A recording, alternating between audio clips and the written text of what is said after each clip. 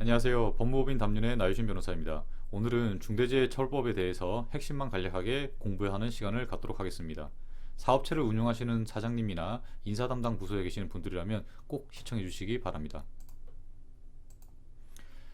자, 그러면 화면을 보시죠. 오늘은 중대재해처벌법의 주요 내용과 특히 법인에서의 경영 책임자 등이 누구인지, 그리고 실제 안전보건 관리 체계를 어떻게 구축할 것인지 구축 방안에 대해서 간단하게 알아보겠습니다. 자, 우리 기업은 얼마나 준비가 되셨습니까? 이 법은 2021년 1월 26일에 만들어져서 22년 1월 27일부터 시행되고 있죠. 자, 그런데 50인 미만 사업장인 경우에는 24년도 1월 27일부터 시행하는 것으로 유예되어 있습니다. 이 법은 중대재해 예방과 시민과 종사자의 생명과 신체를 보호하기 위하여 사업주, 경영책임자, 공무원 및 법인을 처벌하겠다라고 하는 다소 독특한 발상에서 만들어진 법인데요. 징벌적 손해배상 제도도 포함하고 있습니다. 자, 중대산업재해란 산업안전보건법 제2조 제1호에 따른 산업재해를 말하는데, 이런 재해가 발생을 해서 사망자가 1명 이상 발생하거나 또는 동일한 사고로 6개월 이상 치료가 필요한 부상자가 2명 이상 발생하거나 또는 동일한 유해 요인으로 급성 중독 등 직업성 질병자가 1년 이내에 3명 이상 발생한 경우에 적용됩니다. 그리고 중대 시민재해에 대해서도 적용하고 있는데요. 이 경우에는 특정 원료 또는 제조물, 공중이용시설, 공중교통수단의 설계, 제조, 설치, 관리상의 결함을 원인으로 재해가 발생했을 때 사망자가 1명 이상이거나 또는 동일한 사고로 2개월 이상 치료가 필요한 부상자가 10명 이상 발생하거나 또는 동일한 원인으로 3개월 이상 치료가 필요한 질병자가 10명 이상 발생한 경우에 적용을 합니다. 오늘은 중대산업재해를 중심으로 살펴보겠습니다. 중대산업재해에서 직업성 질병이랑 중대재해처벌법 시행령 별표 1에서 규정하고 있는데요. 여기에는 유해물질의 급성 중독, 질병 등 총 24가지를 규정하고 있습니다. 각자의 사업 또는 사업장에 해당하는 유해물질 또는 유해환경이 무엇인지 반드시 확인하시기를 바랍니다. 사업주란 결국 처벌을 받는 사람을 말을 하기 때문에 누가 사업주에 해당하는지 잘 살펴보시기 바랍니다. 자신의 사업을 영위하는 자 또는 타인의 노무를 제공받아 사업을 하는 자를 사업주라고 하는데요. 보통 우리가 사업주라고 하면 개인 사업자와 법인 사업자를 생각해 볼 수가 있겠습니다. 그런데 이 법에서 사업주라고 하는 것은 개인 사업자의 사업주만을 의미합니다. 법인의 경우에는 사업주가 아니라 경영 책임자 등이라는 개념으로 따로 표현하고 있습니다. 그러면 경영 책임자가 누구인지 알아봐야겠죠. 사업을 대표하고 사업을 총괄하는 권한과 책임 있는 사람으로서 예를 들면 대표이사가 대표적으로 있겠고요. 이에 준하여 안전보건에 관한 업무를 담당하는 사람이라고 규정하고 있는데요. 예를 들면 최고 안전 책임자가 있겠습니다. 요즘 대기업에서는 이 최고 안전 책임자, 즉 CSO를 임명을 해서 이 법에 대응하도록 조치하고 있습니다. 그 이외에도 어떤 행정기관이라든가 지방자치단체 같은 경우에는 그 기관의 이른바 기관장이라고 하는 사람들도 경영 책임자에 포함됩니다. 중대재해처벌법은 종사자에게 재해가 발생했을 경우에 적용되니까 종사자가 누구인지도 꼭 확인하시기 바랍니다. 대표적으로는 근로기준법상의 근로자가 해당되겠죠. 그러나 이런 고용계약을 체결하지 않은 사람이라 하더라도 계약의 형식에 관계없이 그 사업의 수행을 위하여 대가를 목적으로 노무를 제공하는 사람도 종사자에 포함됩니다. 특별히 주의해야 될 것은 내가 직접 고용하거나 나와 직접 계약관계가 없는데도 나의 하청업체의 직원들도 이 종사자에 포함될 수 있다는 겁니다. 즉 사업이 여러 차례 도급에 따라 행해지는 경우에 각 단계의 수급인과 고용관계에 있거나 계약의 형식에 관계없이 노무를 제공하는 관계에 있는 사람이 재해를 입었을 경우에도 적용을 합니다.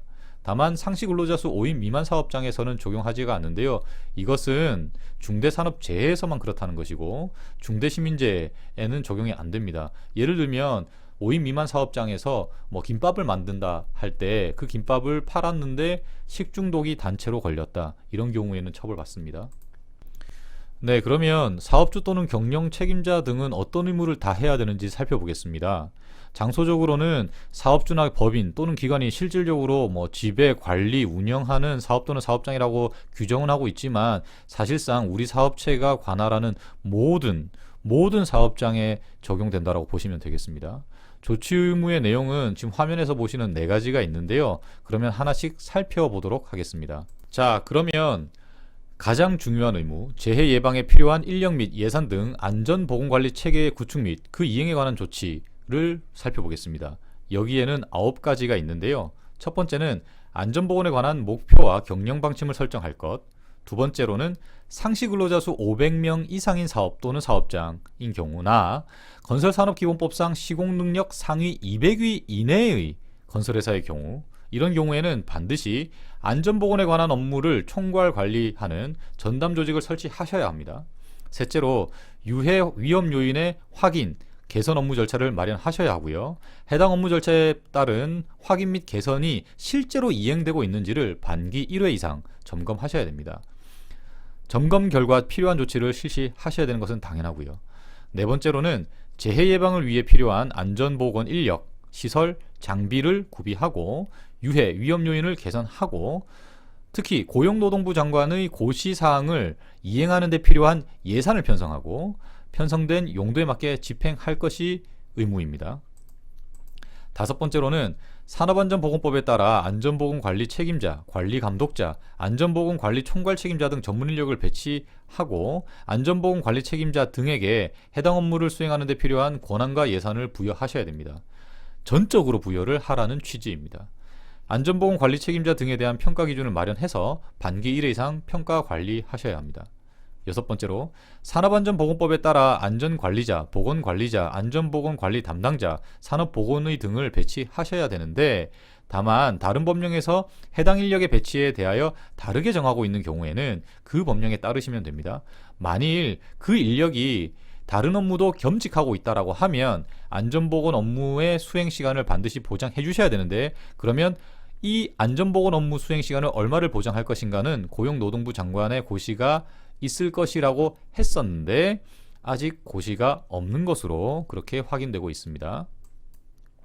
일곱 번째, 종사자의 의견을 청취하는 절차를 마련하고 종사자의 의견을 실제로 청취하셔야 합니다. 종사자의 의견 청취 결과 필요하다라고 인정하는 경우에는 그에 따른 개선 방안을 마련하고 개선 방안의 이행 여부를 점검을 해야 되는데 이때도 반기 1회 이상 하셔야 되고요. 점검 결과 필요한 조치를 취하셔야 합니다.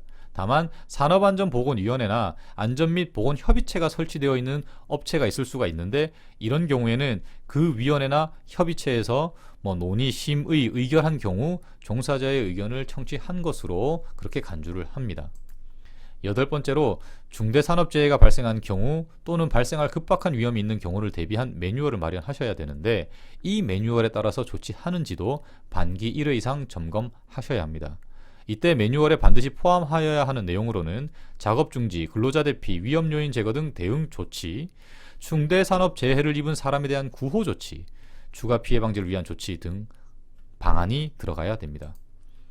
아홉 번째로 제3자에게 업무를 도급, 용역, 위탁 등 하는 경우에 이 어떤 기준 절차가 있는지 이것을 살펴보겠습니다.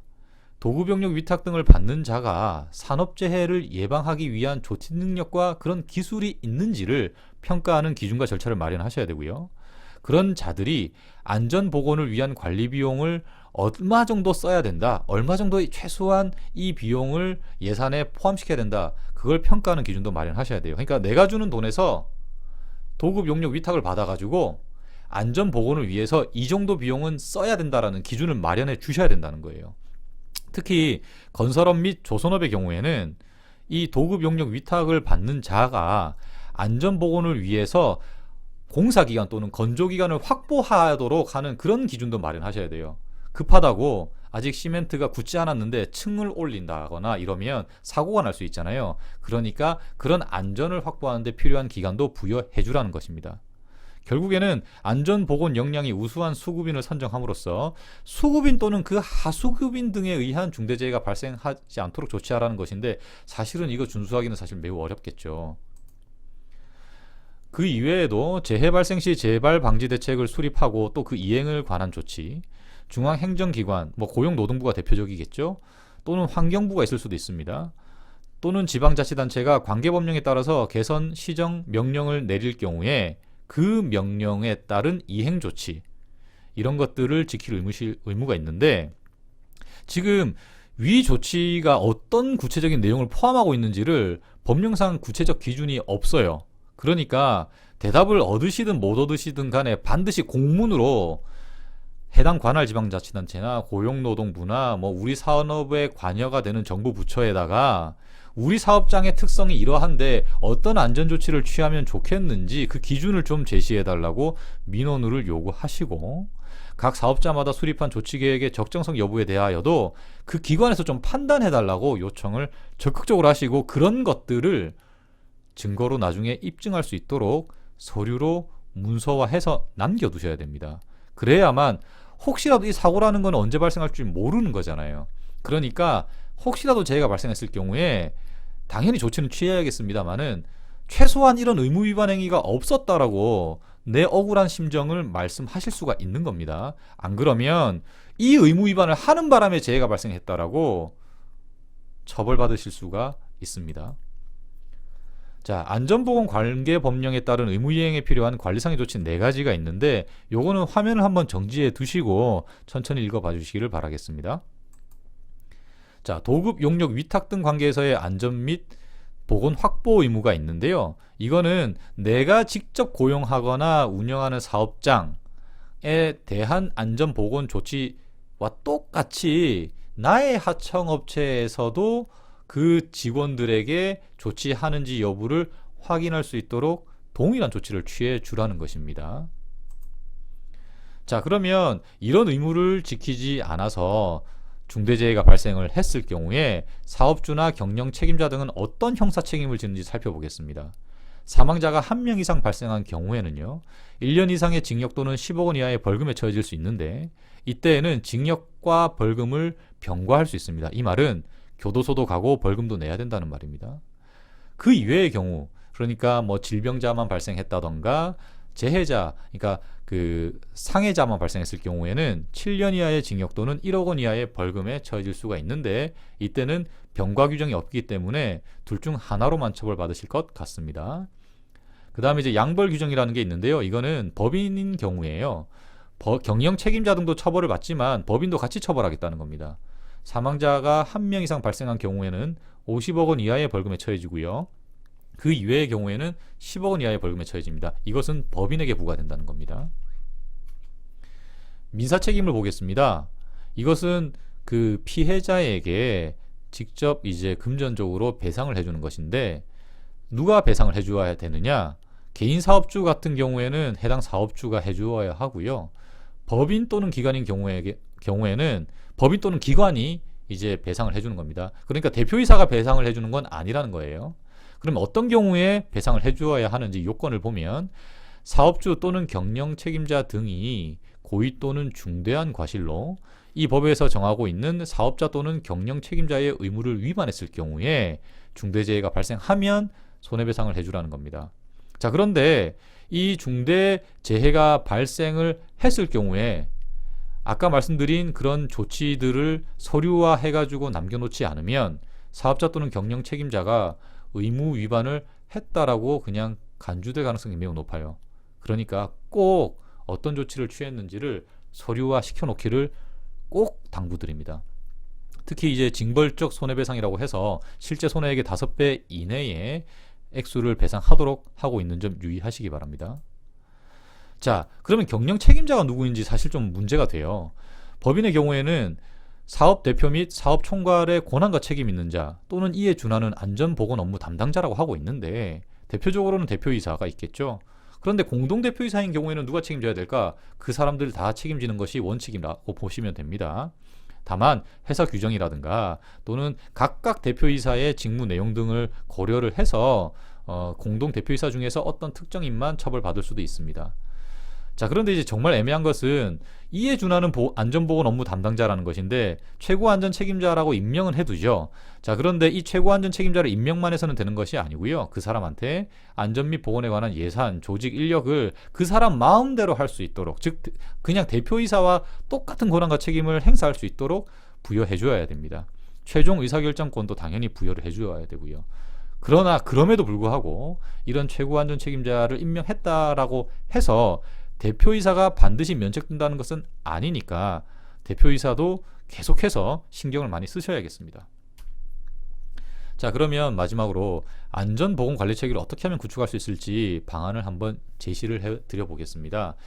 사업상의 위험 요인을 파악을 하셔야 되고 사고 예방 방안 및 사고 발생 시 대응 방안을 마련하셔야 되는데, 여기서 중요한 것은 주주총회라든가 이사회 등의 그 예산 및 인력 편성에 관해서 반드시 보고하고 승인을 얻으셔야 된다는 거예요.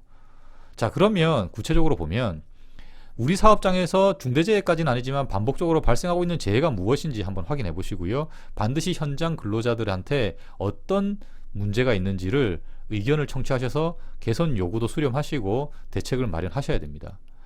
특히 중소규모 사업장의 경우에는 그 업체 자체적으로 이렇게 할 능력이 사실은 없다라고 봐야 돼요.